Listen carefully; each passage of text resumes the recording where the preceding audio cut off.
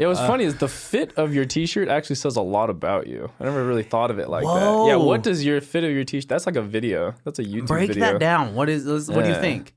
If it's like oversized and cropped, it almost looks like you're trying too hard to do like a fashion statement. If it's like very fitted, you really just don't give a fuck. Yeah, it's just a regular white tee. It could be an under t-shirt that you wore on the outside. And if it's a tall tee, well, you might have a felony or two. No, I'm kidding. Dude, like in today's times, you got a tall tee? Like, bruh. Although some of it's kind of coming back a little bit, you know, but... Damn, that's crazy. The taller your tee is, the longer your felony list is. Yeah. The bigger your record, maybe. Oh, shit, maybe. dude. Up to no good. It can't be that bad, oh, it can't be that bad, oh, it can't be that bad, oh, it can't be that bad, oh, it can't be that bad. What's your algorithm like? What do you mean? Oh, like what pops up on my feed? Yeah. A lot of bullshit. Man, that's ambiguous. Yeah. I mean, and is it working on you? Just stupid shit. Yeah. What's your screen time like? Although I do get a lot of like, obviously like fashion shit, and then a lot of Mustangs. Okay. Yeah. Then sprinkled in there. But other than that, it's yeah, some brain rot type of shit, dude. Yeah. I don't really like much stuff anymore. I don't know about you, but whoa, that's a crazy statement. Why do you say that? Well, I think that's like everybody. Like even if you look at Instagram and all that kind of stuff, a lot of people just don't. A lot of us don't engage anymore. We watch, but we don't engage. Damn. Yeah. I mean, I kind of miss. We grew up like in the same generation, 90s kids. Yeah. I miss those days, don't you? Yeah. Yes. Without the internet. Yeah. Going outside, getting some like scrapes on your knees and whatnot. Those days are gone. I but I don't because I made a career off of this shit. So This is true. So you know what I'm saying? Like most of us, a lot of people you know too. Yeah. You know what I mean? They use the internet to their advantage. Yeah, it's brain rot, but you can still make money doing it, you know? This is true. I mean, like, because you did make a career out of it without social media and like pushing your shit through like YouTube and all that stuff. Then like, who knows where you could have been, right? Yeah. Because before all of that, like, what was the grind like? What were you doing? Well, I mean, we grew up when the internet actually took place. Yeah. But I mean, so I regret not trying something a lot earlier. Because I'm assuming you're around during Tumblr days, right? Yeah, but I wasn't really on Tumblr too much. Me like either. that. Yeah, but you had the early days of Facebook. I had MySpace. You had MySpace. Yeah. Yeah, same here. But during those days, no one knew that. That was true social media. Yeah. But when Tumblr hit, I quit. I was just like, I'm done with this shit. Because it's like today, it's like the scrolling thing. It is. It was back then when I was younger and I was like, kept scrolling. I'm like, dude, this is, I'm not getting anything out of this. And then I would see hours go by and I'm like, I'm just delete it entirely. I regret doing that. Whoa. Yeah, I really regret doing that. Because you think that you could have probably had an earlier trajectory if you kind of stuck. Yeah. If you did your thing, what you're doing now, but on Tumblr. Because at that time, way back when, bruh, I don't know if you remember, the internet was like, this is some goofy shit. It's still goofy now, but it was goofy as hell back in the day. Yeah. It's just like, what are you doing on that shit? Dude, I remember like on MySpace, it was so goofy. You remember how every kid that used MySpace back in the day, like they had to become like a coder. They had to like... You had to actually coding. You had to fuck with the code so that you could have your personalized wallpaper. Yeah. And then you had that one homie that would like code the shit out of his page, freeze your computer. And you'd be like, hey dude, like change your whole page, bro. Like, yeah, please. It was either because of that it would freeze your computer or because some dude was using LimeWire or like you downloaded the wrong link off of LimeWire. Yeah. Wow, man. I do miss those days. Yeah, I do too. But it was way more. That's what I'm saying. If I kept going with it, it's way more effective. Way more effective. There was out of Tumblr, there was an entire generation of kids in the fashion scene, sneakers and all that stuff, that made whole careers out of the shit, and later became things like Hidden NY. I don't know if you know that page. You know Jown. Yeah. Like the JJJJJ Jown. Yeah. He came from those days. Damn. Yeah, so stuff like that, or even Lucas Sabat, do you know who that is? No, he's like a really, really famous model now. But he came from doing fit pics on Tumblr way back in the day, and that's what he got known for. Well, because the competition was way less convoluted. Exactly. Yeah, no one even knew what this influencer shit was, but now it's to a point of exhaustion, really. Yeah. It's tough. Like, you have to think differently, and you have to kind of navigate with quality to get recognized and get that following, right? Yeah. Because I mean, even with YouTube, like yeah. some OG YouTubers were popping off of like some shaky digital camera shit, you know? Some weak shit. Yeah. So honestly, weak. they would Just just turn weak. on It their is just webcam weak. and say something random, and then they would just be like, and then it would get millions of views. Yeah. But now you kind of gotta like think But outside the you box. gotta hand it to those people though when they first started that, because at that time too, like YouTube now isn't looked at as corny because TikTok came out. You feel me? But when YouTubers were pushing this shit in the 2010s, people were like, that's the corniest shit ever. Why would you get on camera? Why are you putting your life on the internet? You know what I mean? Until we didn't know 15 years later, we're like, oh, okay, I see what you did there.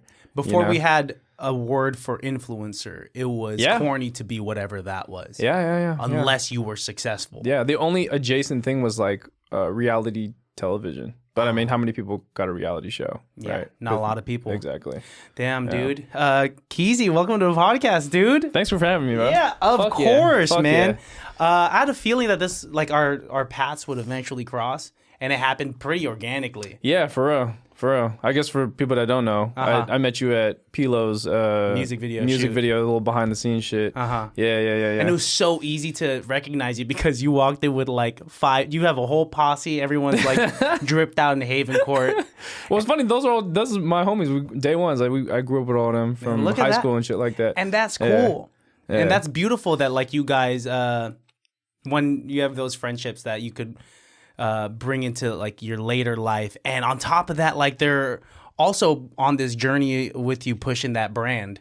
Yeah. And they've been, bro. They even before the brand I have now, they've been supporting me even through the shit brands. You know what I mean? Like everyone has a shit brand. I mean, the first type of apparel that you were working on, was it hats? That's what you were doing? Yeah. Okay, you dug deep. Yeah, that was the first item. Well, for Haven Court, that was the first item that I ever made. Yeah, and then it turned to jeans right after that. Dude, I gotta shout out to you and shout out to Haven Court and shout out to your dedication to just trying to make the most quality shit. Thank you, bro. Because it's not easy. Like a lot of people try to make merch or their own lines, and it's really just like they print something on a shirt and they call it a day. Right. But yours, it's like the attention to detail is insane. Yeah, I mean, I tried my best because literally exactly what you said, and then I started on YouTube, and at the time of when I started, really the highest quality of output for clothing was what you were saying. It's just like merchy. Yeah. And I was like, well, what if someone also had a channel and then also tried harder on the not merch but the clothing part of it, and then push it that way. So and that's what you're doing. And like, well, a prime example of how hard you actually work to make this thing quality is like you go to Japan multiple times. You go talk to some like random people to find particular denim shops, and then you go look at this denim, and then you're trying to find good quality samples to bring into your own line. Yeah, pretty much. Because it's beyond just like making the money from it. It's because like you enjoy it and you want people to enjoy it just as much. I've dreamed about doing this shit since I was like a little kid. So yeah. So sometimes when you eat, like, especially now, I mean, I'm a little more numb to it now, but like, even for you, sometimes like if you're doing something more creative, and then sometimes you go so far down the line, and then you don't even think about how far it's kind of come, and then it's just like normal. But it's enjoyable for sure. It's work, but it's enjoyable. Because there's reward with it. I mean, there has to be some sort of like dopamine rush when you see your clothing out there, right? Oh, in the for wild. Sure. Yeah. Oh, yeah. Or if I'm like in the city or some shit like that on Haight Street, and someone's like coming up to me with the t-shirt or like the jeans and shit, I'm like, okay, all right. Wow. See what you did there. Dude, it's crazy. Like you're even putting out these videos of how to properly wash denim so you could get it to its right structure. Yeah, for sure. Which is nuts, dude. Thank you. Does a day go by where you don't think about denim?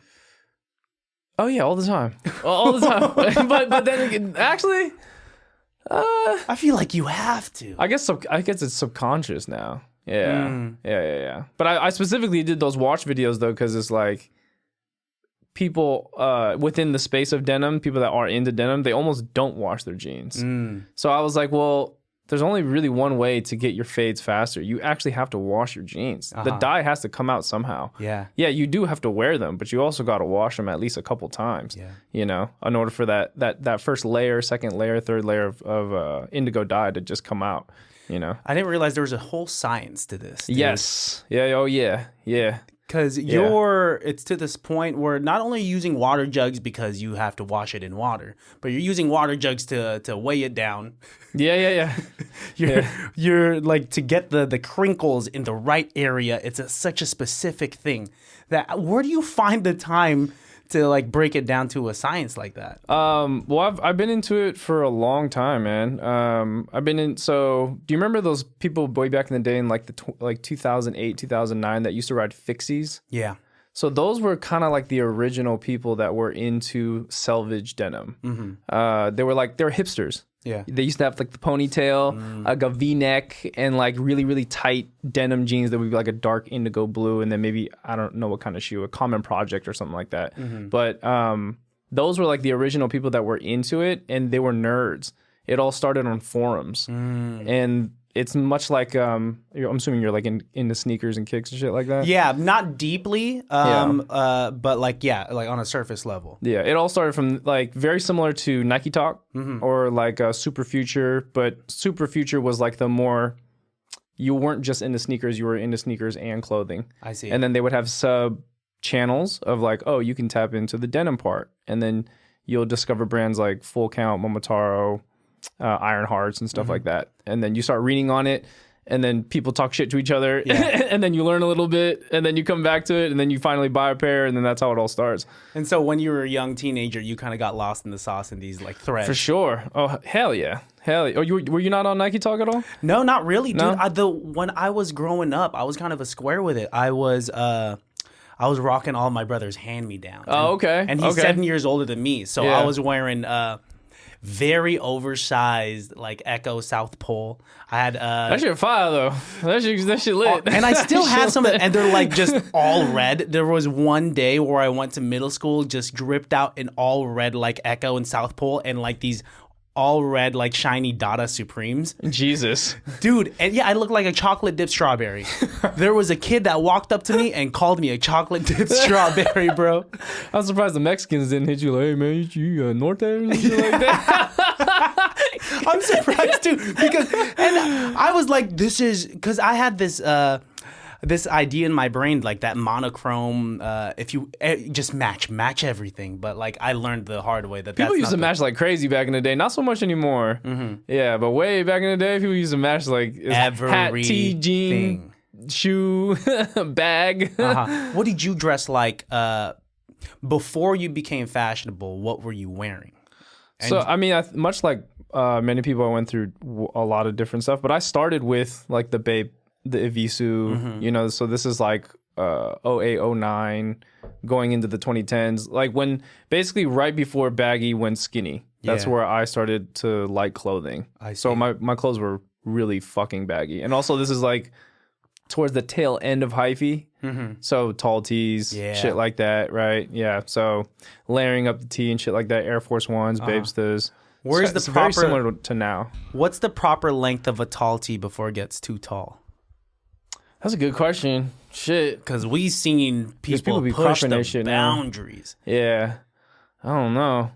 If it's like past here, that's tall as fuck. Even for today's standards. Like maybe like thigh. Yeah. Mid thigh. Yeah. And then where does how much cropped is too cropped on the crop tee? If you lift your arms up, you gotta see the belly button. Ooh. It's too high. Okay, that's too high. It's too high. Also, if the proportion's not right. You ever seen t-shirts that like where they end past the elbow? Yeah. But then it's cropped high? Bro, it's like, what are you doing? What's going on it's here? A little too, you Update. Yeah, dude, it's so great.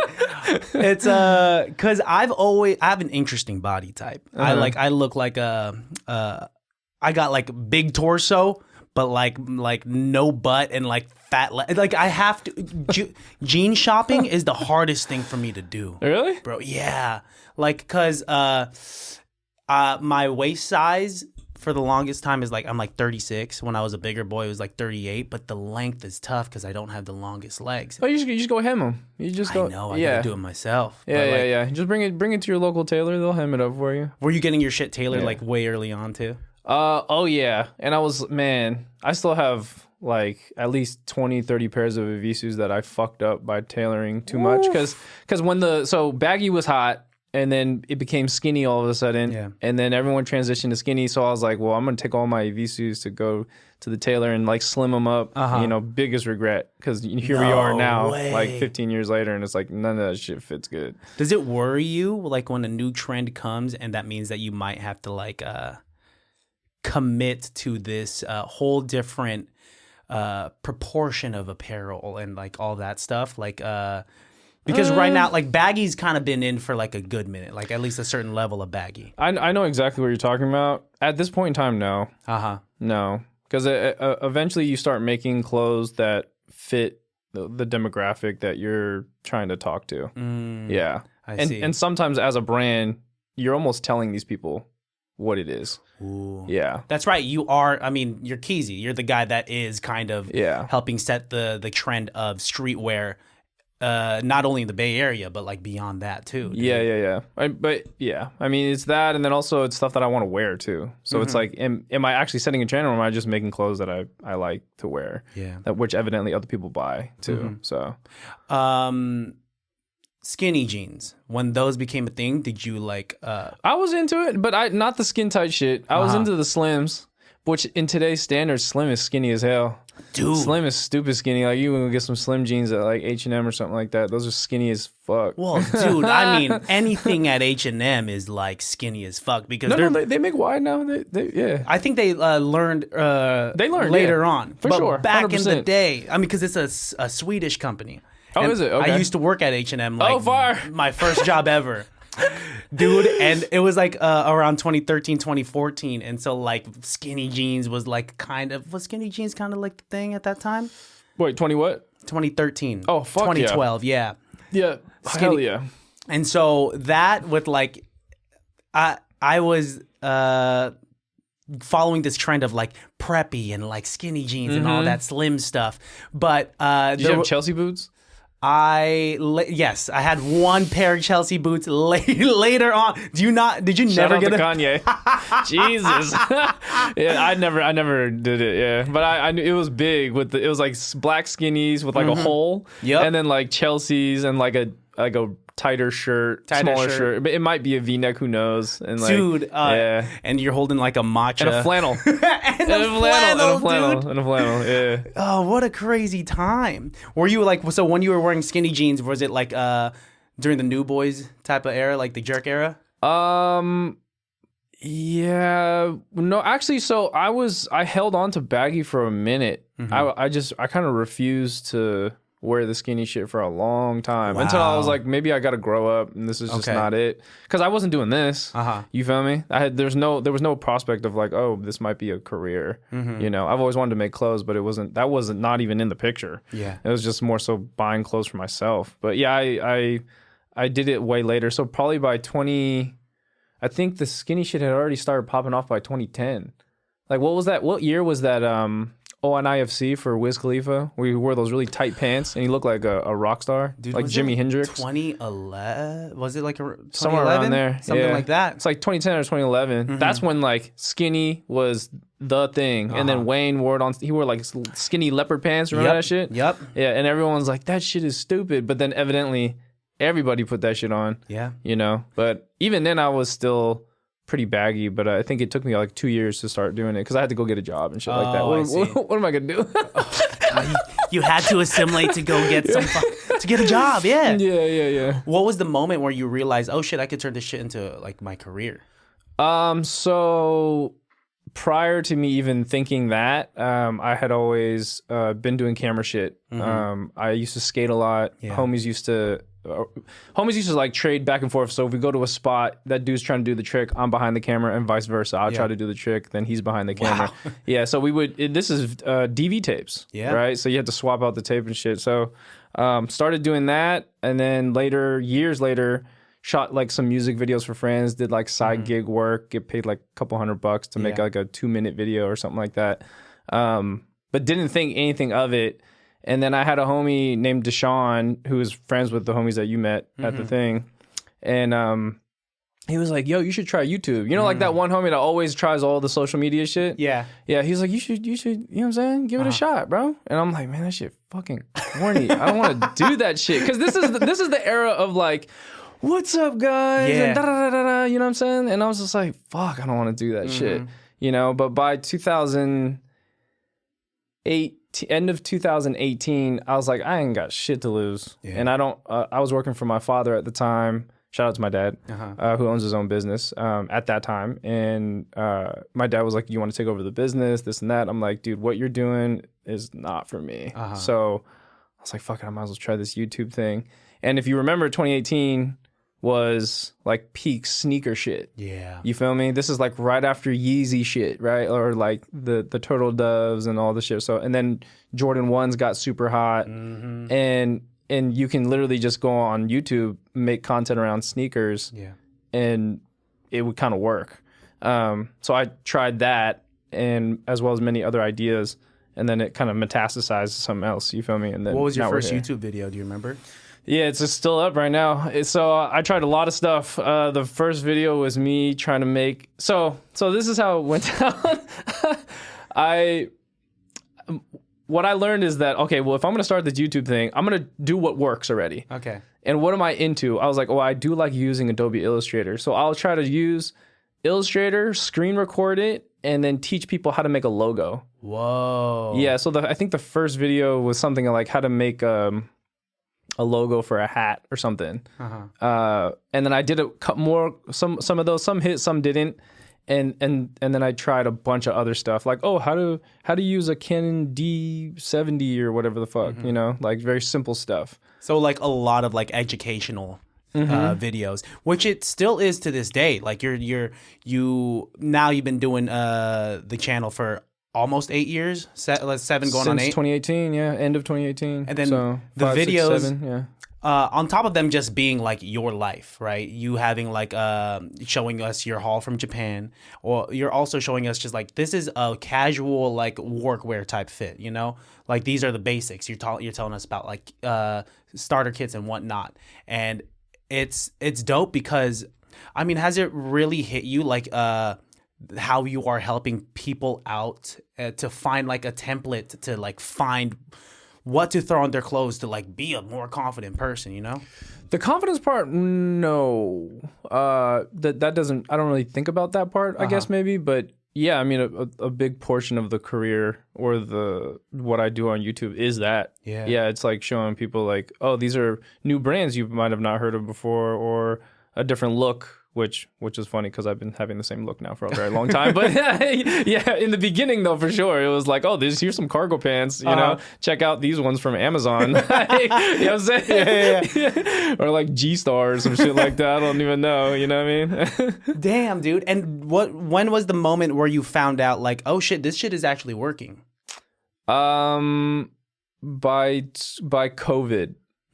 I kind of, there was like a little bit of a lucky moment there because my channel didn't even grow to anything within like a year and a half to 2 years. I was getting maybe at most like 1,000 views, you know, and I was just like, fuck this shit. Whatever finally does stick, I'll do that one and I'll keep doing it.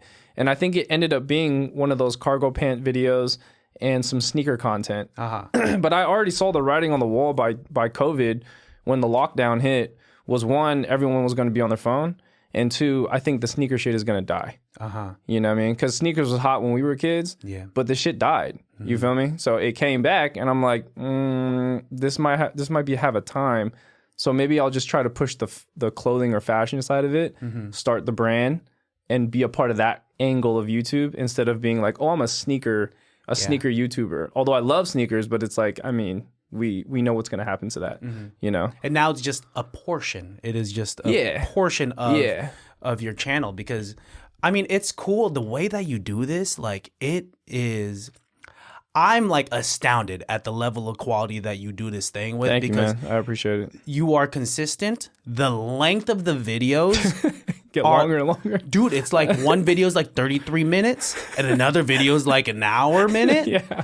It's like with an 8-minute intro of you just talking. Yeah. But it's still engaging. Like there's some formula that you are using, whether you know it or not, that like keeps us engaged. Yeah. Like, so that was sorry to cut you off, but so during COVID, people still vlogged, but what I was taught and also what I was like learning on YouTube, I was like, typically the people that end up taking off on any platform is because they did the same thing someone else did, but they just tweaked it a little bit. And if you remember, vlogs were probably maybe only 12 minutes, 15 minutes, because people thought, oh, your attention spans, you guys aren't going to even watch the end of this. You'll watch the first 2 minutes and be out, which is, okay, granted. But I was like, well, what if there was someone that made a 30-minute one? What if there was someone that made an hour one? Yeah. But what if there was someone that made a 2-hour one? I don't know. I mean, if you stuck around, you stuck around. Who fucking knows, right? And then sometimes you get known for being the guy that like, that motherfucker just makes long ass videos. I didn't even watch this shit, but that motherfucker long as hell. Pause. Yeah, you're like, what the fuck? This is like super, like no one did that, but you did it, you know? So I was like, okay, cool. I'll take that corner. Fuck it. Yeah. And then you did it, and you've been rocking with it for a minute. Yeah, it's been a minute now. Yeah. It's but it is interesting because it's just kind of like this mixed bag of nuts of things that you put into a video. Pause, man. Dude, we live in a day and age where you can't say these following words. You can't say something's nuts. Mixed bag of nuts. You can't say anything's long. Anyway, my bad. I mean, No, you're good. Quick side tangent. We can't say neck no more. I can't refer to this physiological area. Nothing here or nothing here. Dude, I can't say head, neck. You can't say mouth. You know, you can. If someone's in sports, you can't say mouthpiece. Everything is followed by a pause. So I gotta just navigate carefully, dude. It's so funny, dude. I just like lost your train of thought, mom.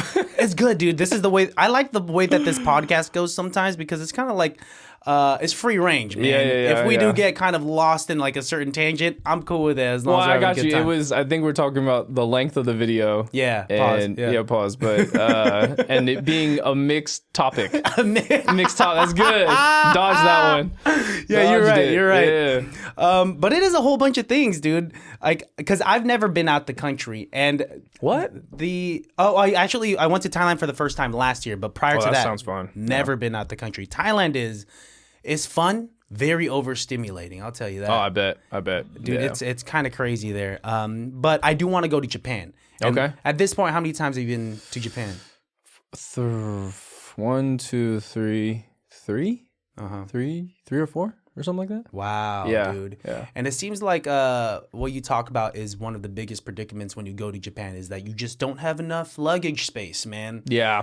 You're just I'm trying to cop these, but they won't fit in my bag. Yeah, you can always buy another luggage, but then you got to pay. You just got to pay more. Oh, dude, it's all expensive. Yeah. You're saying like what? 4 G's is probably the perfect amount of money to go on like a week-long trip to Japan with, right? Damn, you really watch the content. I haven't said that in a minute. I saw about that 4 bands. Yeah, 4 bands. 4 bands. You can have some fun. So Japan's getting more expensive now, though. Yeah, it's getting more expensive. Like when we went, us and the homies that you met, we went back in 2 years ago now. Like an Uber ride, you know, a 40-minute Uber ride was probably like $25, $30. Damn. Not even. But now I think it's $60. So yeah, it's up there now. It's expensive everywhere, and I can't imagine that the food is kind of cheap. Like so everything else is cheap. Yeah. But there's some things where I'm like, nah, the pricing is higher. You know, I think the Japanese are catching on. They're like, oh, y'all want to come here? For sure, we jacking these prices up, dog. I mean, for the longest time, we've been kind of like into Japanese culture, bro. Whether it's anime, whether it's like their robotics and technology, whether it's their food. Undeniably cool shit. Yeah. Cars, entertainment, anime, fucking food, fashion. Everything, bro. Yeah, dude. Yeah, they just end up taking stuff and making it better. Yeah. What I enjoy about you is that even though you enjoy the finer things in life, like you are probably like decked out in like maybe $1,500 worth of clothing. You'll still go to Japan, and the first thing you'll get are these like $1 egg sandwiches or katsu sandwiches. Bro, that's like tradition. Is that That's the culture. move? Yeah, to just go there and do that. Fuck yeah, because like every trip, you know how you're trying to just save money. Yeah. Or maybe I'm weird because that whole last trip, I had nothing but those sandwiches. Because I'm like, bro, you know what I'm saying? Yeah, it's I get trade off. Like, okay, I can. Honestly speaking, for me, I know people when they travel to like Japan or even Thailand, China, whatever, Europe, and man, the food is so good. I'm sure it is. But I ain't gonna lie, we live in a bay, bruh. There's so much good food here that's also super comparable to out there. I don't crave shit when it comes back to Japan or whatever. Yeah. So I might as well just eat this $1 sandwich and call it a goddamn day. Dude, you know what I mean? Sometimes like the most simple option is the best option. For sure. Because when I went to Thailand, my favorite food there was pad see ew. Right? Oh, yeah. But the pad see ew was from, wait a minute, 7-Eleven. What the fuck? Dude, Oh, wow. they had this like microwavable pad see ew that they microwave there in front of you. Yeah. And then you have that after a night of just drinking like 12 Singha beers. And that was like the best thing for me. And it was like maybe $1.50. That's far. Yeah. I want to go back. I want to visit Thailand. I've never been. You should go, I heard man. they got some crazy fucking like vintage stuff out there, and I want to see the fake shit. Dude, if there's anything you need to visit, it's these like Thailand malls. Like we went to this mall in Bangkok, which was like 7 stories, and you could get lost easily. Yeah. We tried to find this like one bootleg t-shirt shop. Yeah. That we saw on the first day. We tried visiting it on the last day. Couldn't find it after 2 hours of walking, Yep. bro. And it's like I can't read these directions. Everything's in Thai. I know. Yeah, China's very. Japan, not so much. Japan doesn't really have malls. They have like outdoor shopping. Is mostly in the streets, little cutty streets and shit. But like China, for sure, is the same way. Wow. It's like 7-8 story malls. Like you don't even know how to get from one floor to the next. You know what I'm saying? How many times have you been to China? Wow, like 9 times. Damn, Yeah, dude. a lot. Yeah. You are a world traveler. Yeah, just Asia mostly. I fuck with Asia. Yeah. So I didn't grow up with like a lot of Asian friends. Yeah, obviously I'm Chinese myself, but I didn't like. I grew up with my homies that you met. You know what I mean? And so I don't really have like actual friends, immediate friends that speak Chinese or whatever. Maybe more Vietnamese if anything, because out in San Jose and shit like that. But yeah, but when I grew up and then finally going back to Asia, I was like, oh, so this is where all the Asian people are here. Wow, This is great. I mean, yeah, I guess San Jose, that is like the Asian hub, but it is interesting to see like your day ones, not a lot of them were Asian at all. Yeah. And then was it a culture shock for you to go I back? actually grew up. I'm in the peninsula though. Yeah, so I'm in the middle. I'm like 30 minutes from the city and then 30 minutes from San Jose. Yeah. Or 25 minutes. Wow, yeah, dude. I just want to say like kudos to you and like the movements that you've been doing here in the Bay Area and like really pushing it, because at this point like that varsity jacket is like an iconic thing to see. Like not only are we seeing it on you and like we're seeing on people like Scando, we're seeing like the Vallejo one on Nef. Yeah. We're seeing the Oakland one on Too Short. Yeah. Does that kind of blow your mind that some of these like big dogs? Especially the Too Short one. Shout out to Lonnie that you met too. Happened to talk to his manager to get it on him too. But yeah, that's like sometimes I don't have time to sit down and think about it. But that shit is fire. I mean, it makes sense because like. I do, once again, your attention to detail, like just the little Easter eggs that you throw on these articles of clothing that are paying homage to the culture, right? Yeah. Like, for instance, even like the Haven Court logo is a shout out to the California Music Channel. Yep, CMC. Yep. Yeah, Chuy Gomez. Yeah, shout out to him. Legendary. And the bear is the California Grizzly Bear. Yep. So this jacket, I wore this because I'm in Vallejo today. It was like my one opportunity. No, I'm kidding. I'm going to Vallejo. I was putting the Vallejo shit on, man. You know what I mean? But I initially made this as a custom for Nef.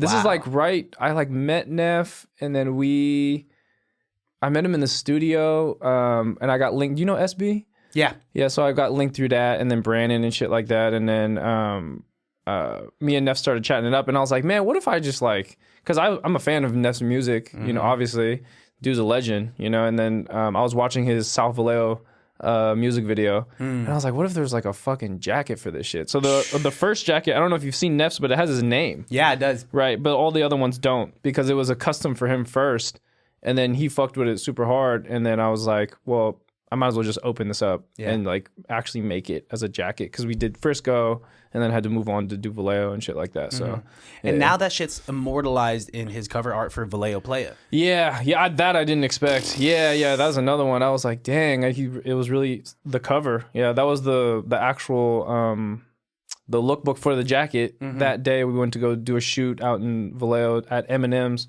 which is on the jacket. Yep, nice. Yeah, and then he used that cover photo. Yeah, that's so cool, dude. Yeah. And beyond that, like Too Short, like the attention to detail for like the Oakland varsity jacket, like you could see there's like lyrics from like certain whose lyrics are on there. Well, it's not. So I tried my best to put. It was like the hottest 3 records to ever come out of Oakland. I think off top of the dome, it was like the Loonies with I Got 5 on it. Yeah. It was Drew Downs, Pimp of the Year, and then what did I put on the other one? There's a third one there. So Too Short, Drew Down, not Keek. I think there's one more on the jacket. Yeah. But I tried to put, I mean, I was like debating like, oh, should I put MC Hammer? Yeah. Because like MC Hammer, if you think about it, if we're going to talk record sales and like global recognized name, I think MC Hammer might be bigger than Too Short as far as the name. Maybe. Yeah. You know, it's like up there with like Snoop Dogg and shit like that. So, but I decided to change. I can't remember what the third one is off the top of my head. I mean, but it's still, it's dope, dude. Like even with like the elephant patch on there and everything. And I think what makes your brand that much more I like culturally like sentimental is what do you call it? The customization to it. Like you had that collab with Office Hours over in Oakland, right? Yeah. At 3319 Marche. Yep. Yeah. And that people had the opportunity to get their own shit like threaded onto like a piece of your clothing. Yeah. And that's cool. Yeah. Shout out to Marche. Yeah, those guys, those are the homies for sure. Yeah. How does it feel? Because you said more so like in the recent years, you've come across some like more of like the Bay Area hip hop scene. How did that come into fruition? Oh, you mean just like knowing people? Is that what you mean? Well, what's funny is, Brandon, if you're watching this, you were pretty much the causation of all that stuff. But even before Brandon, I made the Frisco jacket. And that was like the first time I ended up sending it, because I made the jacket and on the back it says Frisco All City. All City is the cover of Big Rich, you know Big Rich, star-studded, and there's like 2 other artists on that the cover. But that was the name they used for that album. I ended up sending that to Big Rich, and he picked it up. And then I sent one to Dregs. This is like right when Dregs started doing the podcast shit, and it was like starting to pop. And I'm like, yo, I fuck with this content super heavy. So I sent him one, and I think he still has it as his thumbnail. That's so cool. For Instagram right now, yeah. So I was like kind of piecing my way through it, but I came from the YouTube side of things. Yeah. You know, so I was doing fashion YouTube. So for me to like step into what I really loved, which is like Bay Area rap, Bay Area hip hop, it's kind of like somewhat foreign. I know about it, but it's not, fully, is the word infiltrated? I don't fucking know. But yeah, Brandon ended up introducing me to SB introduced to Nef. Nef was a big part of it. Nef ended up, I ended up meeting Scando. Scando fucking knows everybody. You hear me? That guy knows everybody. Scando, why Scando know everybody? On bro? multiple occasions on this podcast, I'll be chopping it up with someone, and then like some dude will, like my guest will be getting a call. On multiple occasions, it's just Scando calling. Yo, my guy, what's up? Oh, you on the podcast? You just know where everybody at, like at all times of the day. At all times, dude. Yeah, that's the homie though. Yeah, but Scandal definitely helped to introduce a lot of people after that too. Nef and Scandal might also be the reason LaRussell also ended up getting this jacket, which was the same day of the fucking shoot that we did too. But yeah. Because LaRussell's wearing that on some sort of cover art as well, right? I think he might be. He did it for a music video. Music video. Yeah, and then recently I guess he might have performed at the Niners in it. Maybe I didn't see the clip, but he went there and he did a collab post with the Niners in the jacket. So I guess maybe he did something with them. Dude, really, the brand has gone far. Like, what was so? At first, when Haven Court was conceptualized, you were making caps. What was the very first Haven Court cap that you made? I made a Frisco cap. Oof. Yeah. Oh, was it the snapback? It was the snapback where you said like the front is a little too large. Well, I made it smaller. Yeah. So so it's funny is so when I started YouTube, I had already made clothes prior to that, and I was already making somewhat of a cut and sew a little bit. Yeah. And this is a little bit before everyone was still making just printed t-shirts, and like that's as far as what people would do, or like trucker hats with a print on it or something. Yeah. But at that time, I had already, Bape, obviously, right? Bape, they're famous for doing the full zip, the shark hoodies, right?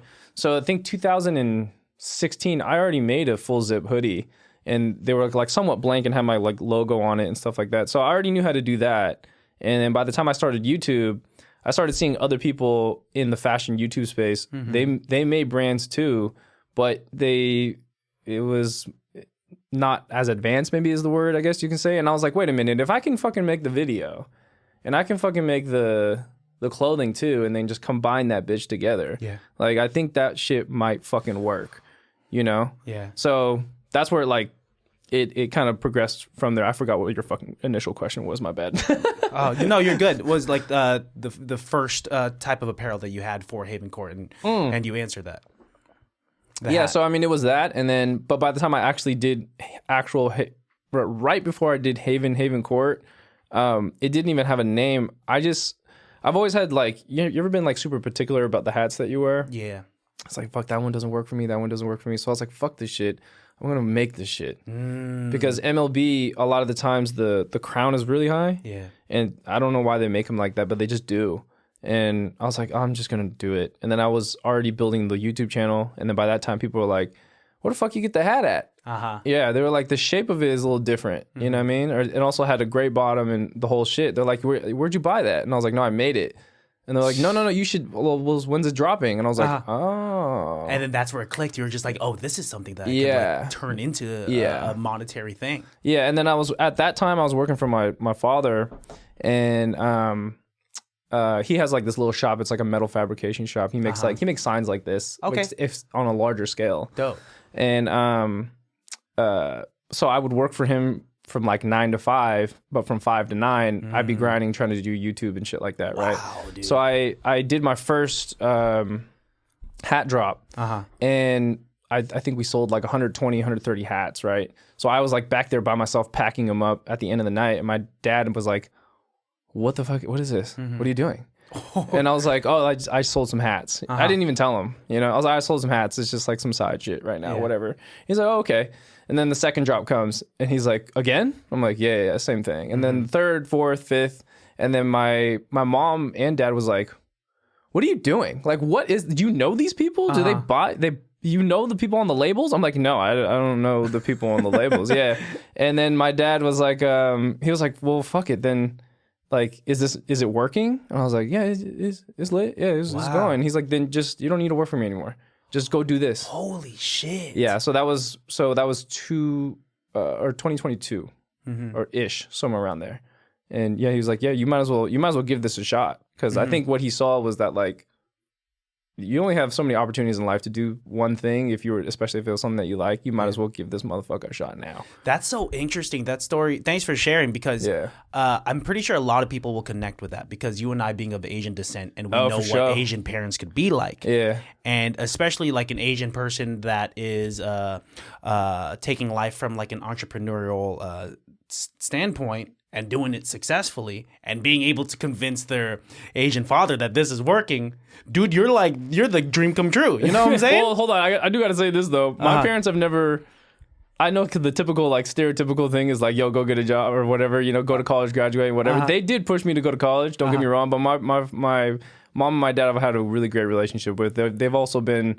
My dad's always been an entrepreneur, so I've been super inspired to try to do something similar. Not particularly working for someone else, but work for yourself and figure it out. So he's actually a big part of the reason why I even was motivated to do anything. To be fair, Dude, that's so cool because my dad's an accountant and very Asian and oh, God damn. very Asian. I should be coming out with merch soon that says Asian father disappointment. That's not bad. a shirt that says still trying to be a nurse. Future nurse. And it has the Filipino flag underneath it. That would sell. Dude, it would sell to like a certain group of people, That would do man. numbers. But yeah, that's so cool that like he inspired you to do this thing and then like now you're doing it fucking well, dude. Thank you. It's Thank you. it's cool. Like I need to take more pointers of like how to dress myself, and like your channel definitely does help with that. Oh, sweet. Yeah. Hell yeah. Hell yeah. What do you call it? Favorite article of clothing, generally speaking, not like a specific article. Like, is it jackets, hats, pants? There's jeans. Yeah, you can't go wrong. How many pairs of Evisus do you have? Too many. I think like 60 something. Yeah. Well, you know what's funny? Only What? probably like maybe 1 or 2 fit. Yeah. What? Retarded. Yeah, shit is dumb. This is stupid. There's a whole video. Yeah. I don't know if it's you or your homeboy just laying on a bed of Evisus. Yeah. That's my homie, Paul. Shout out to Paul. That's crazy. Yeah. To have But that I've been many buying jeans. since like 08. You know what I mean? And I never really, I've never been a reseller. Like I never bought it to be like, oh yeah, I can make like a quick 100 off of this or whatever. No, I just genuinely, I bought it before the rehype. The rehype came in 2018 when Travis Scott put it on. Yeah, Travis Scott and Uzi and like one other artist. But even before that, I was still buying them on. You used to be able to get Evisus on eBay for like $23 or like $45. Yeah, shipping might have been more expensive than the jeans sometimes. What's the average cost now? Oh shit. Like if you go to the vintage market, probably $100. Okay. 100, 150. You know, with the multi pocket, you're looking at $500, $600. Damn, yeah. dude. I haven't looked in a while, but yeah. Okay, yeah. other than jeans, what's second place then? It has to be jacket, right? I feel like yeah, you- I was gonna say jacket or like just a plain white tee or something. Yeah. That's one of the only things that'll never go out of style is White a plain tee. white tee. When in doubt, plain white tee. Yeah. But the fit has to be correct. yeah. Because like if it's too big, then we're creeping into the tall tee era. Yeah. And if it's too small, we're looking like drunk uncle. Yeah, what's funny is the fit of your t-shirt actually says a lot about you. I never really thought of it like Whoa. that. Yeah, what does your fit of your t-shirt? That's like a video. That's a YouTube Break video. that down. What do you think? If it's like oversized and cropped, it almost looks like you're trying too hard to do like a fashion statement. If it's like very fitted, you really just don't give a fuck. Yeah, it's just a regular white tee. It could be an guess under so. t-shirt that you wore on the outside. And if it's a tall tee, well, you might have a felony or two. No, I'm kidding. Dude, like in today's times, you got a tall tee? Like, bruh. Although some of it's kind of coming back a little bit, you know, but Damn, that's crazy. The taller your tee is, the longer your felony list is. yeah. The bigger your record, maybe. Oh, shit, maybe. dude. Up to no good. Oh my God. What a time that like fashion was. Like tall tees, like baggy pants what's the point of a tall tee is to cover how low you sagged your pants back in the day. Kind of. Yeah, kind of. Or sometimes the jeans, they just made them, even if you wore them at the waist, they were just so fucking baggy back in the day. Yeah, Like dude. ridiculous. Skinny kids would get size 38s Yeah. from Yeah, stores. that was me. That was you? You were in a size 38? South Poles, academics, and FUBU jeans and stuff like that. You get them at Burlington Coat Factory for the Yup. low. Yup, dude. LRG and shit, yeah. Stuff like that. LRG. Yeah. Of those brands, which one was the one that you fucked with the most? Like the Echo South Pole era? Man, I liked all of them. I mean, Echo, at the time of it being hot, I didn't have money. I was a little kid, and I was with my mom shopping at Marshall's, and I would like, she would like, oh, do you want like a t-shirt before we go? I'd be like, yeah, let me get the Echo one. I don't know, because like kids at school got Echo on. You said the Echo one. Yeah, I had no idea what that shit was. Yeah, but that shit was dope. But LRG is the one. You know that dude's Vietnamese? Really? Yeah, he's Vietnamese, and he grew up in Santa Ana. Wow. Yeah, but he passed away, unfortunately. He passed away in his shit. sleep, like I don't know what year, but he was kind of like a Bape, but for like the United States a little bit. Yeah. Dude, because LRG took like Took storm. off. It took off. Every kid that wanted to be any like sort of cool had like a piece of LRG clothing. Yeah. Yeah. What else was there? It was like super attached to skateboarding, but it wasn't necessarily a skateboarding brand. Like people didn't really look at it like that. People just wore it because it was just dope. What else was there? At that time,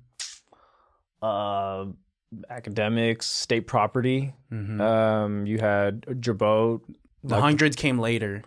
Well, so the hundreds was around, but not for us. Hundreds was around in SoCal until it grew bigger, and then I think its peak not peak, but its accepted popularity was probably during when shit kind of got a little skinny. Remember when people were rocking Obey? Yeah, during that time. Yeah, and then remember Huff socks? Yeah, the weed Huff socks, and it was like, yo, you needed to flex that you had dude, you needed to flex that you smoked 3 joints in your life, dude. Yeah, dude, as like a freshman in high school, and you had to get those weed socks. Dude, the fits sometimes are so random. Do you remember like kids wearing like studded white belts with like slim jeans, and you remember when people were putting snapbacks on their belt loops? Oh yeah. Like they were guns. They were holstered to them. Michelin-esque snapbacks and shit like that. Yeah, crazy, dude. That might have been like right when Kanye wore remember he wore are you a Ye fan? Yeah. Okay, so you can kind of see some Ye paraphernalia right there. But remember he wore like the skunk tail? Yeah. Like that on stage. Everyone was like, what the fuck is that? And then he had the pastel jacket. Yeah, and then Did you ever have one of those tails? I had one. I think I still have it somewhere. It's somewhere. It's somewhere in my mom's crib. Unless my mom has like thought it was like a fucking animal, like sticking out of my drawer and killed that shit. Pastel, the skunk tail, G-Shocks, like somewhat skinny jeans, and APC's like skinny jeans, Jordans, and a fucking like a Bape camo hat. Woof. Yeah. Oh, there's an accessory we need to talk about right quick. The era of Goodwoods. Oh yeah, same era. I think same era. Yeah. Yeah, I think like around that time because if you just threw that on, did you have a Jesus piece? I never did. Yeah, because I was like Big Sean. Yeah, let's do it. Yeah. Well, did you wear your hats like Big Sean at that time too? Of course. I had a Tisa hat. I had a Tisa joint. Yeah. And you would put it to the side and tilt it. Yeah, I think my shit was fake, but yeah. That's a lot of my shit was fake. And then you use Apple photo booth. Oh my God, you were doing flick off, and then you have like a 4 filter thing. You know what I mean? The era where people were taking like Facebook or MySpace pics, of like the Foursquare of different hues, and like the poses were like this, or man, dude, we didn't have shit to do. You would at that age, you didn't even have money to take a girl on a date. So like the girl would you'd either go to her house like after school, or she'd come back to your spot, and then you would like literally use Apple photo booth to like just like, oh, let's fuck around and do some photos. That's how you spat game. Yeah. That's how you had to do it. It's like you ain't got the updated filter. Shorty. Yeah, look at that. Let me show you this. We're not even talking about anything, but let me show you what I got on my Mac, dude. That's nuts. I still had those photos. Fuck, it's somewhere. They have to be somewhere on your old Facebook or something, right? Maybe. But I remember I had the Sharks Tisa hat. Woof. Yeah. Woof. Yeah, I thought I was the fucking guy. The rest of the fit ass, but the hat, fire. Dude, half of like being cool in like grade school was one piece.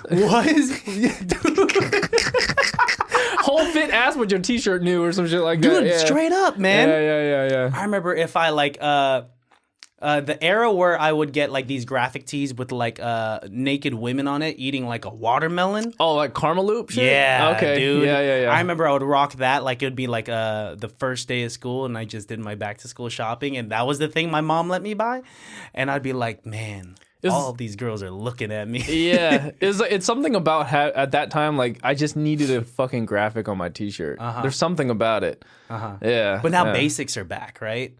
Yeah. You were saying something like you don't even have too many graphic tees anymore, right? Yeah, which I think so since 2019 everything went blank. Like there's more brands that started where like the first pieces is a blank t-shirt, it's blank jeans, it's a blank hat, it's a blank everything. But I think we might be like tilting back where people are like, wait a minute, my whole closet blank, bro. I need some shit to, you know what I mean? We can go to a vintage tee or something.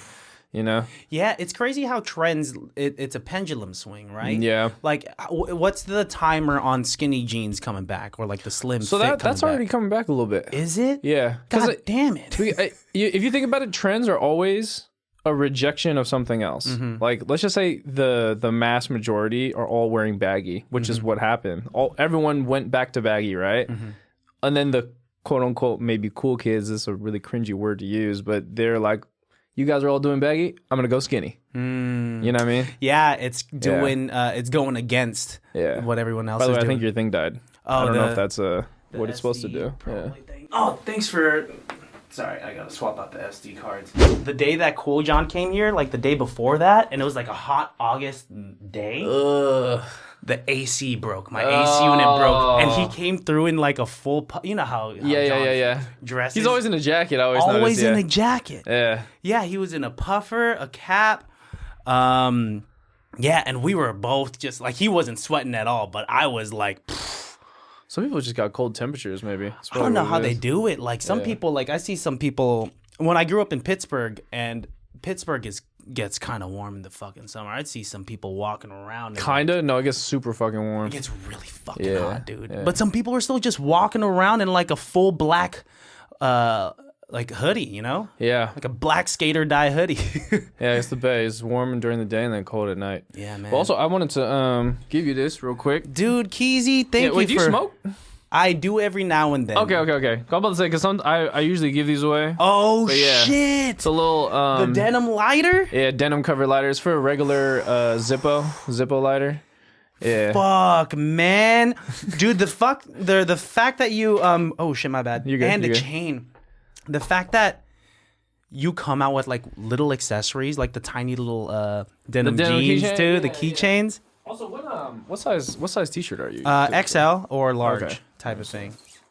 Wow. And, of course, the Haven Court knife. Yeah.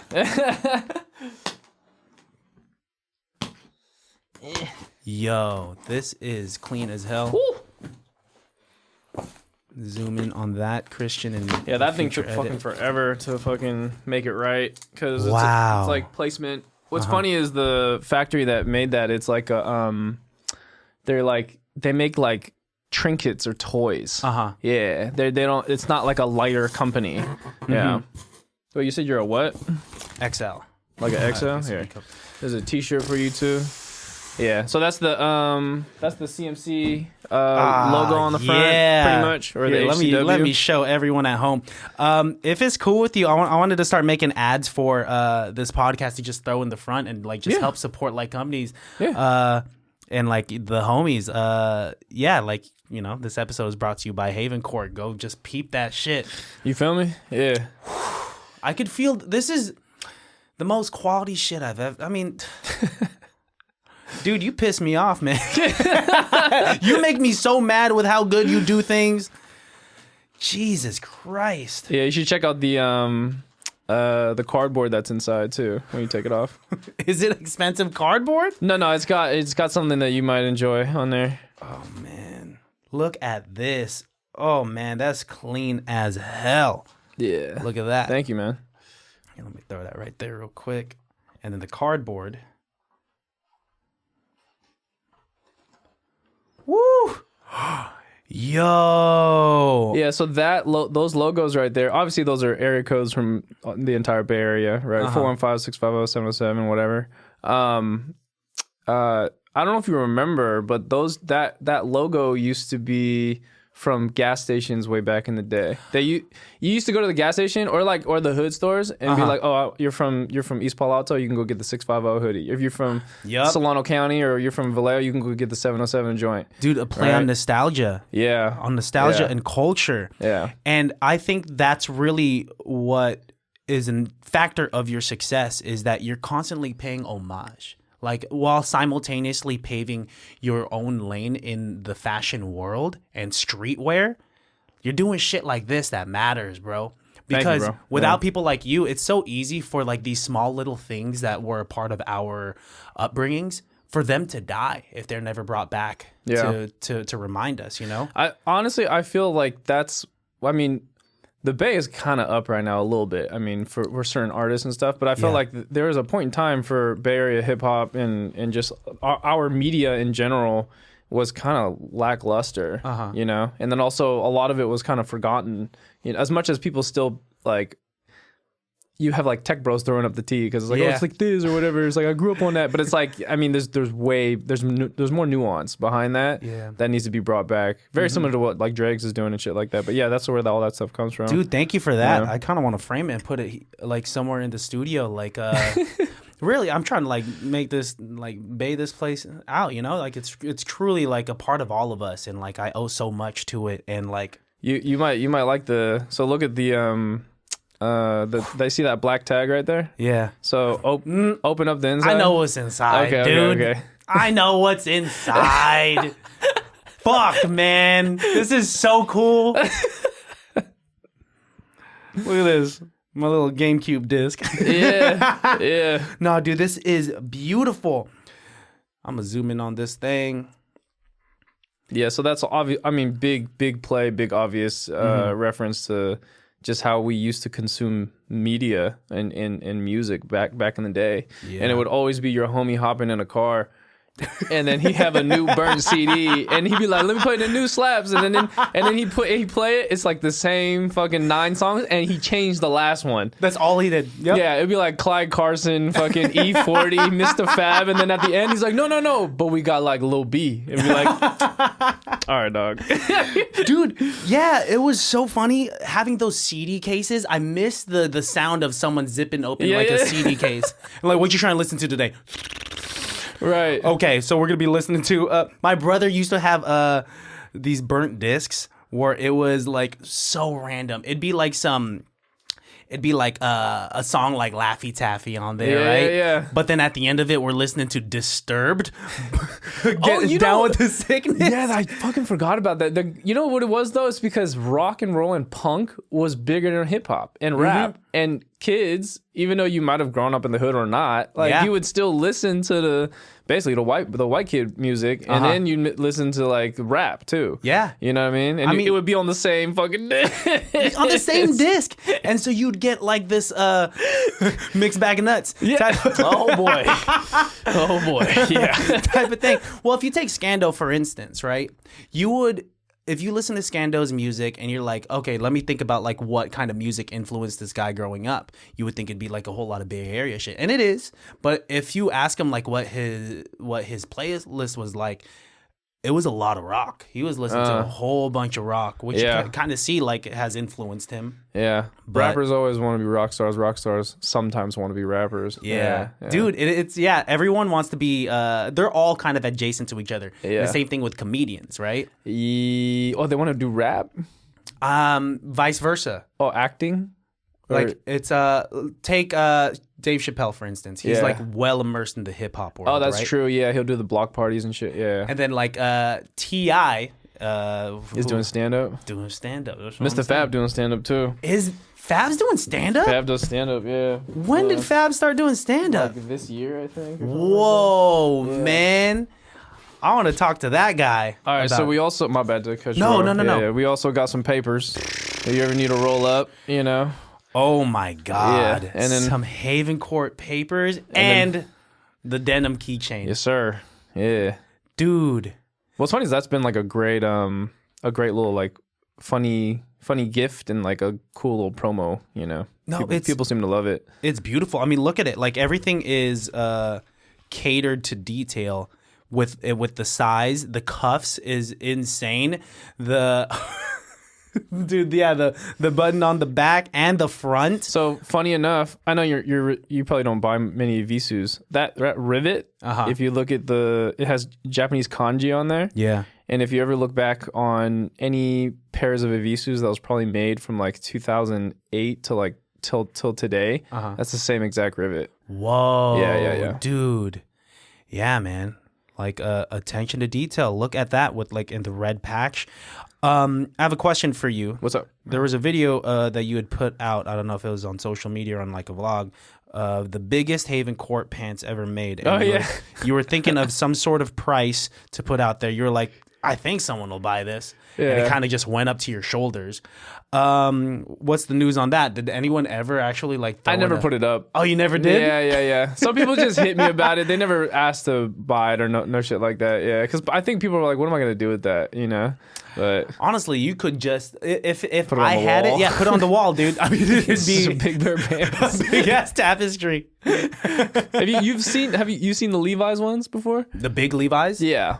No, I've never. No, so if you ever go to like surplus stores that sell like army gear and like utility PPE, like Yeah. construction worker stuff, they usually got them in there. Oh, Yeah, shit. they got one pair. It's always like sitting super high up because they Yeah, it'll be hanging up. You're right. yeah, they do like, I don't want to say contract work, but those companies buy from brands like Levi's. And, yeah, so it's like part of the branding, I guess. Wow, You know? dude. I think what's cool about like what you're educating people on too is like the uptick in like workwear, because like I feel like for a minute like we didn't see a lot of like Ben Davis, we didn't see a lot of Carhartt, we didn't see a lot of that stuff, and then out of nowhere, boom.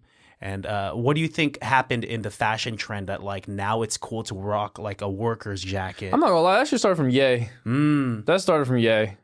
Because unless he was just way too, like the timing was way too good. Like remember that time he went to the award show in Dickies? Yeah.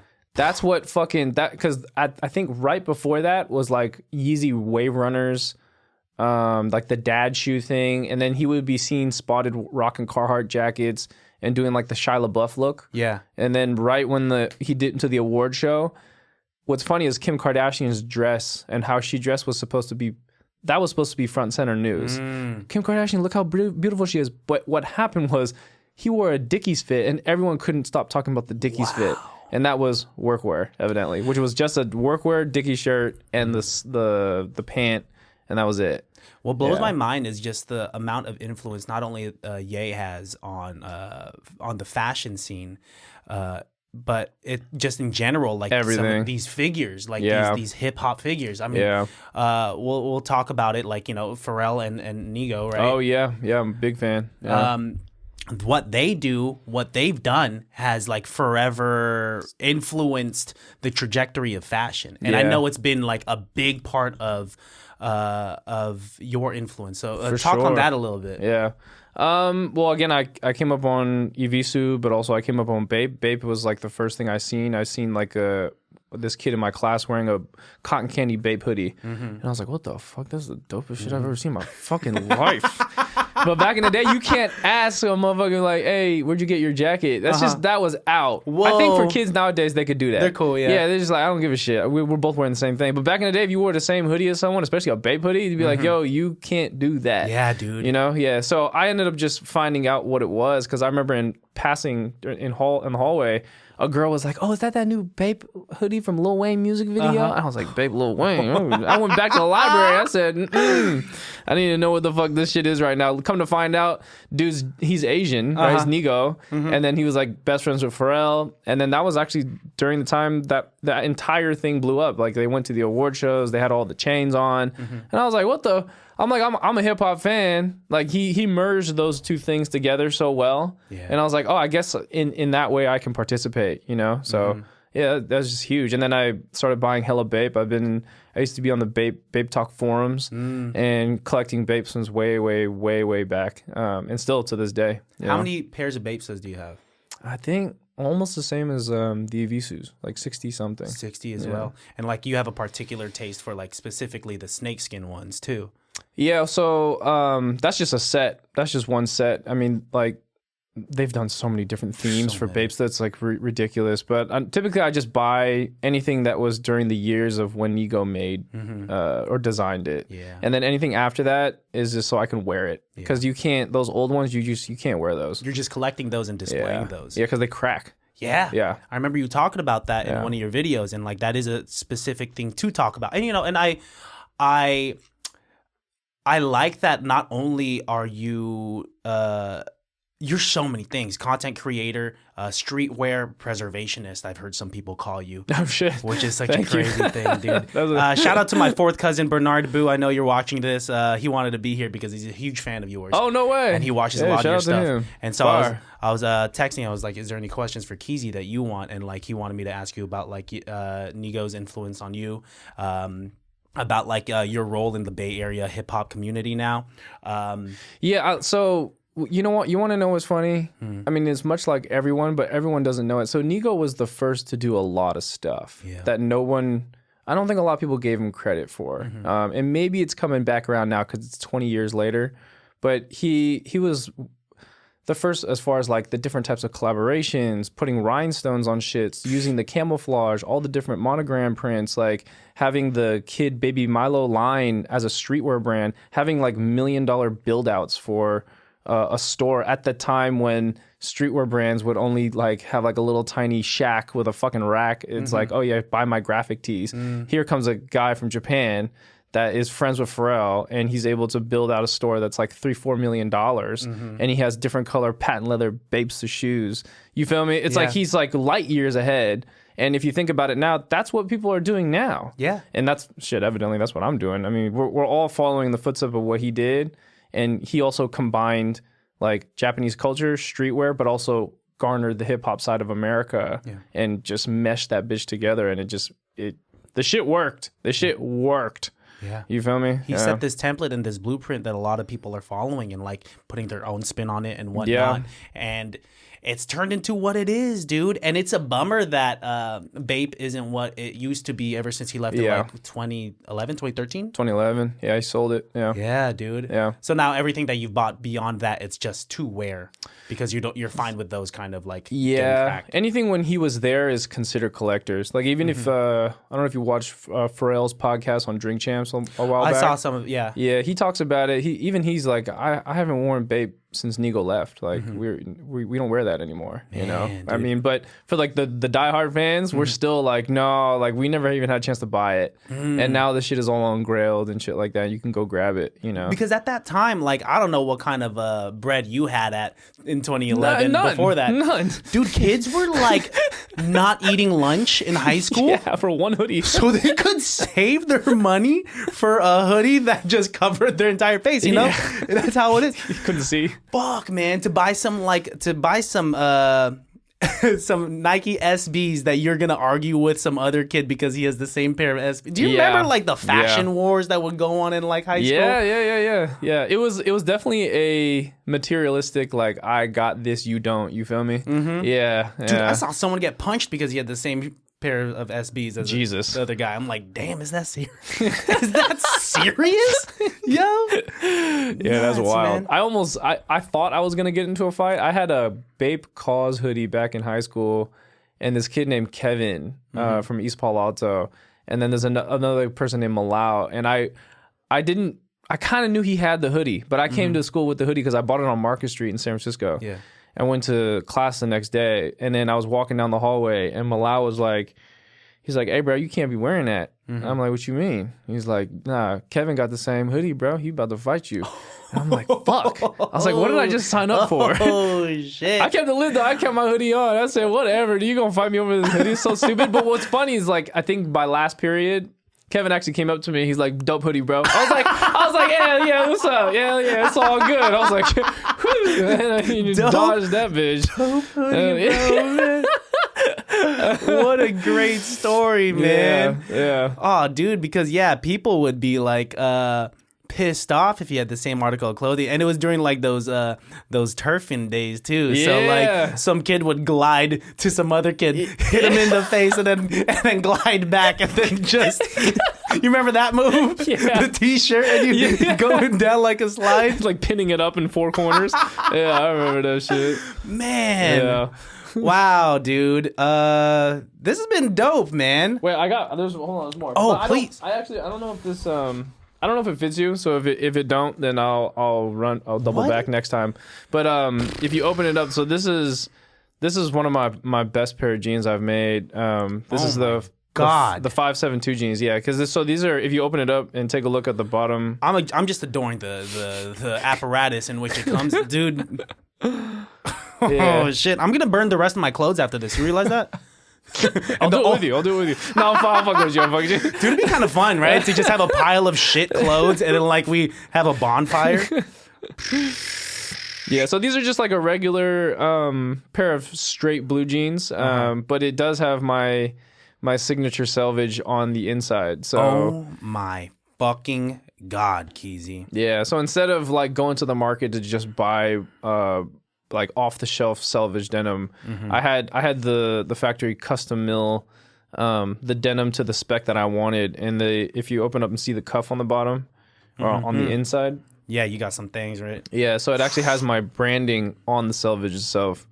Yeah. So it's not just any regular, selvage. I did want to bring that up, that like this is beyond just like materialism and fashion, bro. That's love, man. That is truly love. Like the fact that we could do some digging and like find Easter like your clothing is like the Marvel Cinematic Universe. Thank you.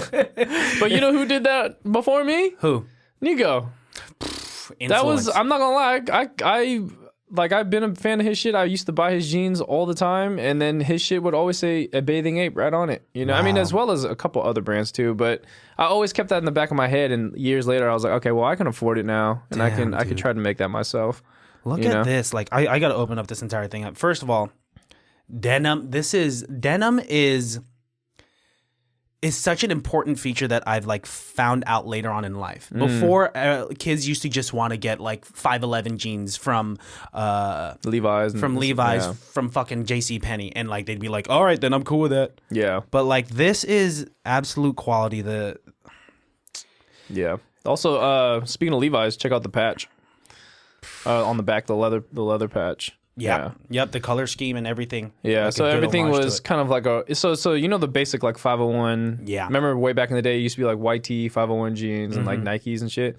This is kind of my reply to that. It's like very similar. Yeah. So the patch is very similar to what they did, the color scheme and everything, except that's me and some of the homies on the graphic on the patch, and then also we got a fox body in the mix too.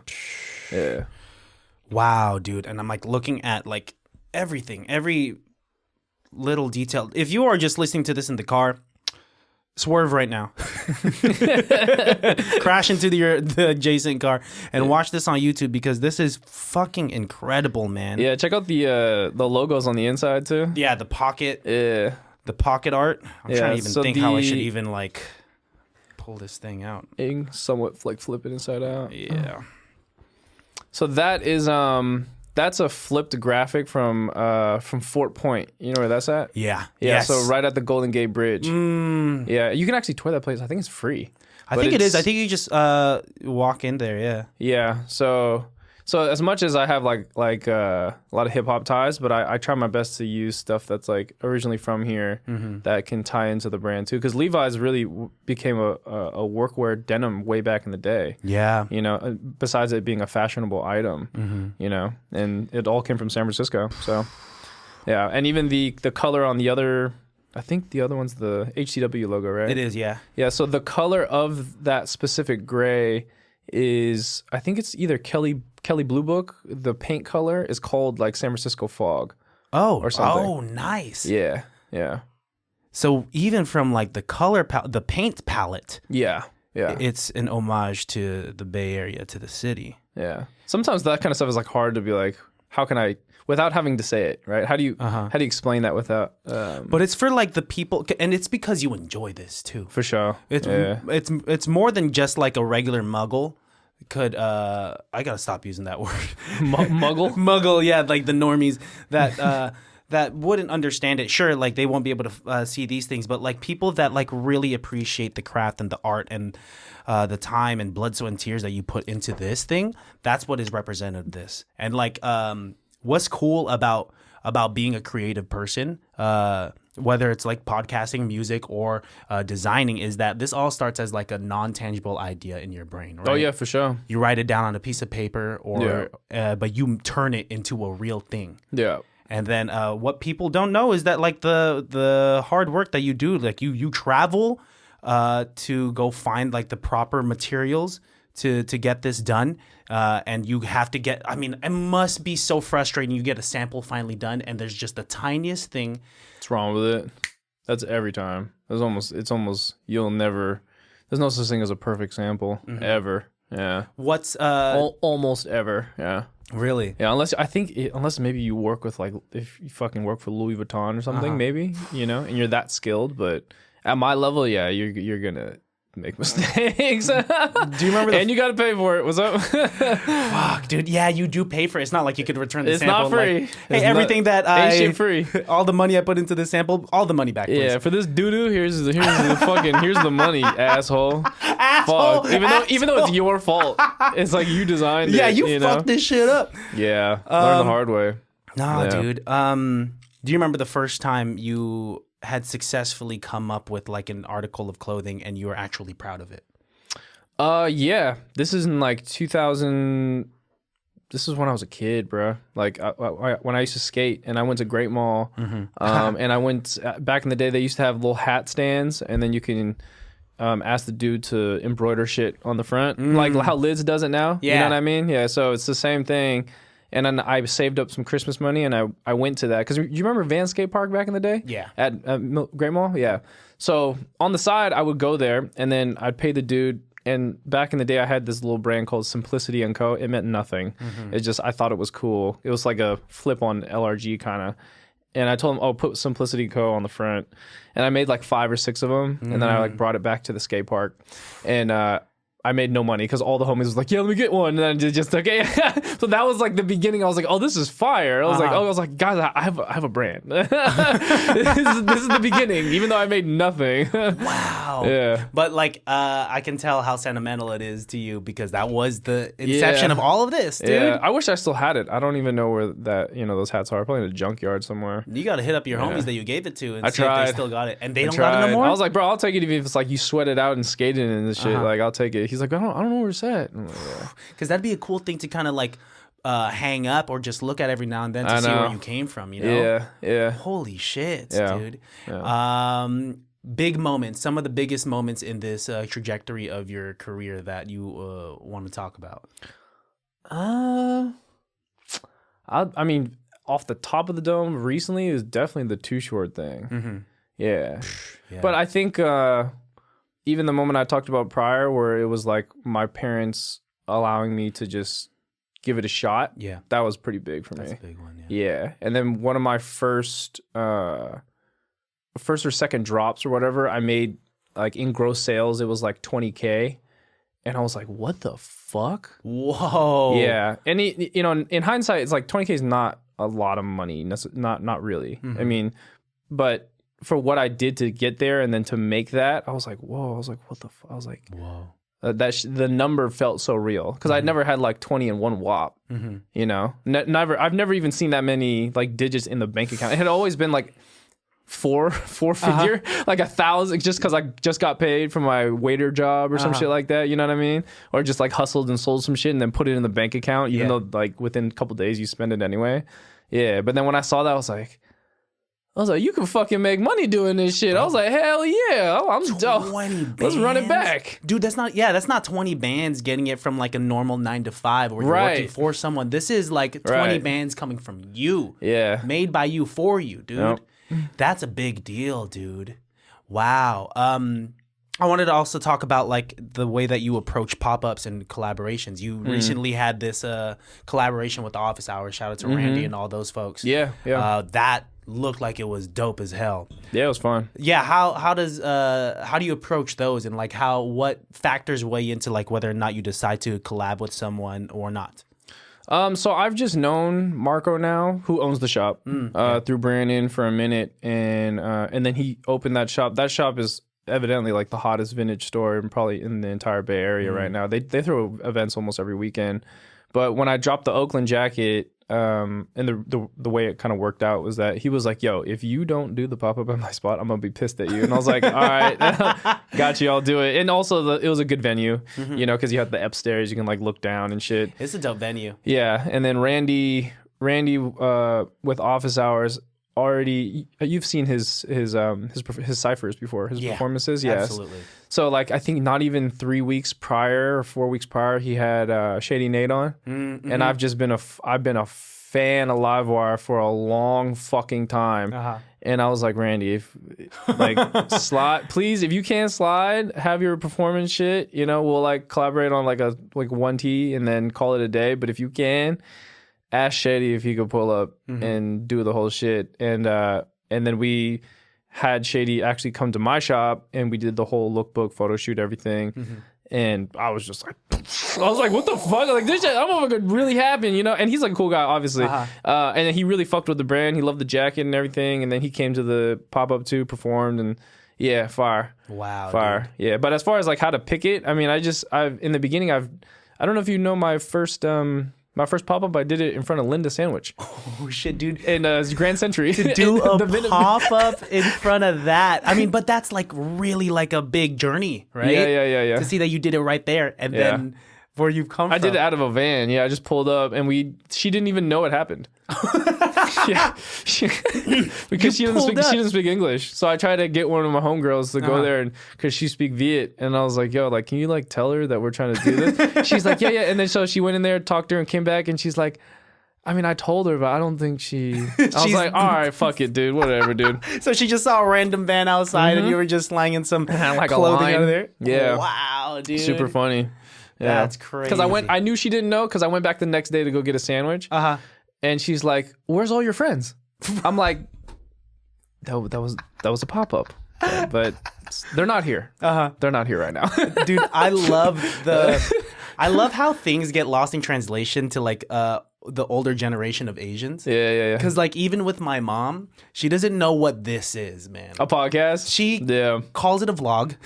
You're right. Well, you know what's funny? So my mom, I don't know about now, but my mom used to call what I do a podcast. Really? Yeah. She was like, so you're going to go do your podcast thing? I'm like, yes, Mom. And it's more of a vlog, dude. Yeah, it's totally a fucking vlog. Yeah. Oh, dude. My mom has since leveled up from calling it a vlog into calling it a broadcast. So we're getting there. Fire. We're getting there. Fire. But yeah, I love that shit, dude. It's so funny. Another question, real quick, a little off tangent, but I do want to ask this. Do you think there's going to be a return of those older brands that we talked about before, like Echo and South Pole? It's already happened. It's already happening? Yeah, because vintage got so big this past like 4 years that typically, I mean, what you do in vintage is you go digging for old shit. Yeah. And all the young kids, Gen Z and all them, they've already dug up all that shit. So if you go to vintage stores now, they're filled with Echo, they're filled with Fubu, they're filled with all those brands that we grew up with. Yeah, like the shiny, remember those shiny jean suits? The top and bottoms, like the big Alberts, like those are back in vintage stores right now, and they sell for the high too. Ooh. Yeah. Damn, dude. Yeah. Well, I mean, that's just how it is. I kind of gotta be more tapped in with like with the fashion world to see like where the pendulum is gonna swing next. You know? Yeah. Honestly, bro, just wherever the fuck. It don't even. There's moments where I would rather just have worn and not cared so much, you know, because once you get into something, sometimes you overthink it, you know, instead of just being like, man, I could have just wore this and not giving a fuck, you know. This is true. Wear what you like, be comfy, and you can still look good. Yeah. Ain't nothing wrong with going back to basics. Like I said, whenever I'm confused, I usually just throw on a white tee and some jeans, and then like some kicks that I like. Yeah, bust it down with a white tee and you be all right, man. That's all it is. As long as you don't got no stains on it. Dude, some of these food influencers be eating their car with the clean ass white tee, and it's like birria ramen. Lobster and I'm crawl. like, what the fuck are you doing? Throw on a black shirt or something the same color as the sauce, you know? Yeah. Some of these people are wild, man. Keezy, shout out to you, man. I don't know if you know how these episodes end. If anyone's like warned you about how I end these. Did you do with the? What is that? What was that? You sing for the? No, I don't can't be that bad. I don't just bust out a banjo. Just it can't be that bad. Do you realize how narcissistic it would be for me to be like, yeah, thanks for this dope conversation. Now sit down. Now let me sing at you, bro. Nah, dude, I have a background in comedy improv, and I usually do an improv scene with my guests that have come through. Oh, okay. We don't have to do this if you don't want to. Wait, so how does it work? I'll tell you whether or not I want to do it or not. We just do a scene. So basically, it could be inspired off of anything that we talked about in today's episode or inspired by nothing at all. People like Cool John and LaRussell have done improv scenes with me, which is crazy for me to think about. But also, if it's a rapper, I also give them the option to freestyle. I don't know if you want to freestyle rap. I'm good. I ain't got no bars. No bars. Or we could just end it here. Some people are just down to end it. And I'm like, this is a pretty fulfilling conversation. My SD. I think we'll end it. Okay. Yeah. It's all good, dude. We talked about a lot, man, and I appreciate your time so much. Thank you, man. Thank you. Yeah, this was hella fun, and thanks for these goodies, bro. Like, this is some of the heaviest shit I've held. This denim alone, I'm a huge gamer. This denim alone is giving me like 50 HP. You know what I'm saying? Yeah, you gotta try it on later. See if it fits. I know it's a 34. I can fit a 34 now. Okay. Yeah. It might work out. Yeah. Yeah. And over time, the fades will be pretty dope if you consistently wear it and like wash it and stuff like that. It'll look nice. Yeah, dude. And I'm going to take the most precious care of this. Lit. Hell yeah. I will treat this better than I treat my friends, man. That's fucked up to say. I'm kidding. I just tried thinking of a quick joke. I don't mean that to my homies watching this. But Keezy, until next time, before you get out of here, please look into the barrel of your camera and leave my listeners with the phrase of saying a piece of advice that reminds them that it can't be that bad. A piece of phrase that reminds them and that it can't be that bad? Yeah. Just a piece of advice or something that, like a mantra you've been going by lately, too. That works. Damn. I should have thought about this beforehand. Fuck, dude. Time heals everything. You know what I'm saying? Even if you think you're going through something super rough, eventually you'll look back on it and be like, man, I was tripping. So it can't be that bad, bro. Beautiful. Yeah. Till next time, brother. Thank you, man. Yo, whatever you need from me, you know my skill set, you know what I got. Whenever you want to hop on the pod and just yap and chop it up, or if you need to promote like a new line that's gonna be coming out, come through, man. For sure. Yeah, For sure. man. Absolutely. I'm gonna run into you even if we don't hit each other up. Dude, legit. We're gonna see each other at events way more often now, and I'm glad that like this organically happened. But yeah, dude, I really appreciate it. This is fun. Thanks as hell. for having me, bro. Till next time, you guys know where to find me. You guys know where to find the podcast because you're already here. Peace, love, and bye. We're out.